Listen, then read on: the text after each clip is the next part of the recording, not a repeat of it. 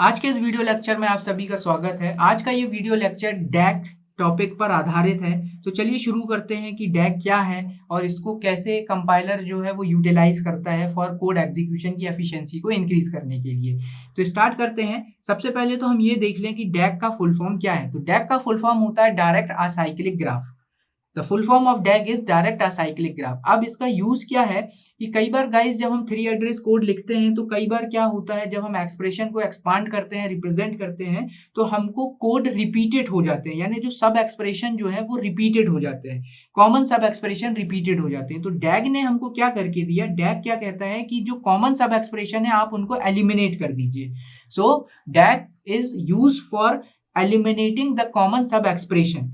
Okay, और DAG जो है कॉमन सब एक्सप्रेशन को आइडेंटिफाई भी करता है 3 एड्रेस कोड से, और उस जो भी उसका है उसको ऑप्टिमाइज फॉर्म में रिप्रेजेंट करता है। डैग जो है वो डायरेक्ट असाइक्लिक ग्राफ है। ग्राफ यानी इसका जो स्ट्रक्चर होगा वो ग्राफिकल स्ट्रक्चर होगा। ग्राफिकल स्ट्रक्चर का क्या मतलब है कि जैसे हमने ट्री बनाया ना, जैसे हम ट्री बनाते हैं तो ये ट्री स्ट्रक्चर है, ये हमारा जो ट्री स्ट्रक्चर है। अगर हम ये बना दें ऐसे, इस तरह से हम यूज कर दें तो ये जो ये यहाँ पर आप देखेंगे तो ये हमारे ग्राफ, ये जो है ये जो चीज, ये जो बना, ये हमारा एक ग्राफ G1 बन गया, और एक यहाँ से ये हमने बनाया और एक हमारा ग्राफ ये G2 हो गया। क्लियर? तो ये जो है ये डैग इस तरह से रिप्रेजेंट किया जाता है। तो डैग का फुल फॉर्म होता है डायरेक्ट असाइक्लिक ग्राफ। डैग जो है वो यूज किया जाता है कॉमन सब एक्सप्रेशन को एलिमिनेट करने के लिए, यानी ऑप्टिमाइज करने के लिए, जो चीज कॉमन है उसको यूज करने के लिए। और ये इसको रिप्रेजेंट किया जाता है इस स्ट्रक्चर में, इसको हम रिप्रेजेंट करते हैं। तो चलिए एक हम एग्जाम्पल देख लेते हैं। हमारे पास एक एग्जाम्पल है कि इसका डैग कैसे बनेगा। A asterisk of B plus A asterisk of B. चलिए यहां पर आप देखिए, यहां पर आपको एक्सप्रेशन देखने से ही समझ में आ गया, ए एस्ट्रिक ऑफ बी और ए एस्ट्रिक ऑफ बी ये हमारे कॉमन सब एक्सप्रेशन है। यहाँ पर ये चीज कॉमन है। अब हमको सबसे पहले इसको क्या करना है, अगर आप करें, ऑप्शनल है, ये कर सकते हैं तो वेल एंड गुड, और नहीं करें तो भी कोई दिक्कत वाली बात नहीं है, कि हमें सबसे पहले इसका एक सिंटैक्स ट्री बनाना है। तो सिंटैक्स ट्री बना लेते हैं हम। सिंटैक्स ट्री, ये हमारा नोड आ गया प्लस, ओके, यहाँ पर आ जाएगा पहला एस्ट्रिक, ये वाला पार्ट एस्ट्रिक, और ये क्या कर रहा है, ए और बी को कंप्यूट कर रहा है। सिमिलरली यहाँ पर आ गया दूसरा एस्ट्रिक, ये वाला एस्ट्रिक, और ये भी क्या कर रहा है, ये ए और बी को कंप्यूट कर रहा है। तो ये कॉमन हो गया, ये कॉमन हो गया, ये हमको एक सिंटैक्स ट्री इसका मिल गया। अब हम इसके इक्विवेलेंट क्या करते हैं, इसके इक्विवेलेंट हम एक डैग बनाते हैं। डैग बनाते हैं यानी अब इस ट्री को हम ग्राफिकल यानी ग्राफिकल रिप्रेजेंटेशन करेंगे, ग्राफ के फॉर्म में रिप्रेजेंट करेंगे और ऑप्टिमाइज करेंगे। और जो कॉमन सब एक्सप्रेशन है, यानी इसको और इसको, कॉमन सब एक्सप्रेशन जो है इसको हम इनमें से किसी एक को एलिमिनेट कर सकते हैं। तो कैसे करेंगे, ये देखिए, प्लस है, ये प्लस हमने बनाया, एक हमने उठा लिया अपना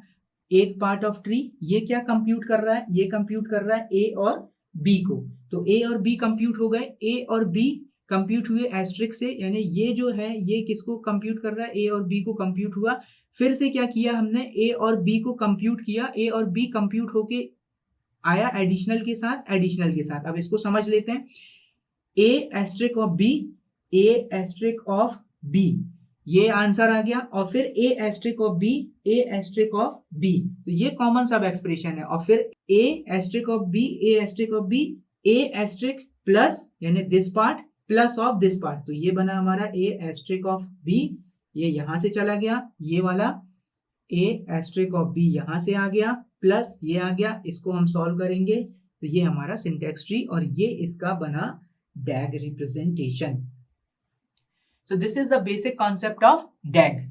एक डैग, और ये तो हो गया हमारा डैग का रिप्रेजेंटेशन। एक और एग्जांपल हम देख लेते हैं डैग का, कि इसमें डैग बनेगा कि नहीं। अच्छा guys, one more important things, ये जरूरी नहीं है कि आपको अगर कोई एक्सप्रेशन मिले तो उसमें आप हमेशा डैग फोर्सफुली बनाने की कोशिश करें। अगर कॉमन एक्सप्रेशन है तभी आप बनाइए, अगर कॉमन एक्सप्रेशन नहीं है तो ट्री बनाकर छोड़ दीजिए। एक एग्जांपल हम देख लेते हैं और कोशिश करते हैं उसको डैग बनाने की। तो हमारे पास एग्जांपल है a प्लस बी प्लस सी। अब a प्लस बी प्लस सी, तो यहाँ तो कुछ कॉमन दिख ही नहीं रहा। अब जब कॉमन कुछ दिख ही नहीं रहा है तो हम इसका डैग कैसे बनाएंगे।